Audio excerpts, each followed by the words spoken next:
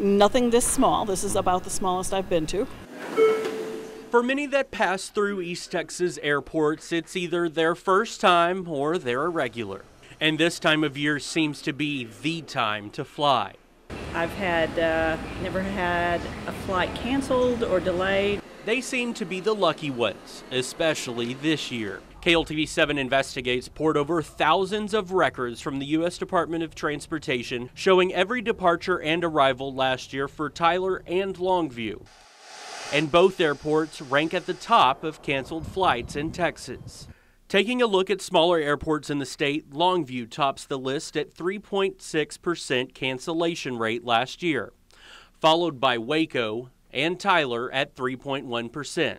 Tyler Airport Manager Davis Dixon says the cancellation factor for East Texas boils down to one major issue.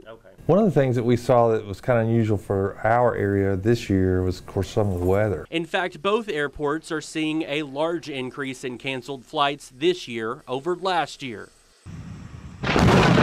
thanks in part to a big severe weather and winter weather season that stalled traffic on the roads and in the air as well. Weather aside, both airports have seen a constant uptick in cancellations and delays. In Tyler, Envoy, which runs American Airlines flights, has had cancellation rates rise from 3% in 2013 to 4% in 2014, and with severe weather this year, an 8% cancellation rate in 2015. Over at ExpressJet, who serves United and occasionally American flights, they've also seen an increase in cancellations year after year. In Longview, it's much of the same story. The one carrier there going from 4% cancellations in 2013 to nearly 7% in 2014. And this year, almost 1 in every 10 flights has been canceled at East Texas Regional Airport. Dixon says, like weather, many factors are out of their control. But one of our goals at the airport here at Tyler Pounds is that we always want to make sure our facilities are here to make sure that flights don't cancel.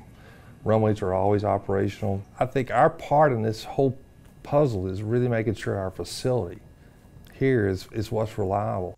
American Airlines, which operates out of both East Texas airports, tells me that the regional carriers are more likely to cancel simply based on the number of passengers compared to those major routes. They also say that in some cases, if a regional flight isn't guaranteed to get to its destination and back to its hub city, whether that be in Dallas or in Houston, it may not even take off from that hub city at all. A lot of people may have the perception that maybe the single plane just makes round trips back and forth each day, and no, they're traveling through a nationwide system.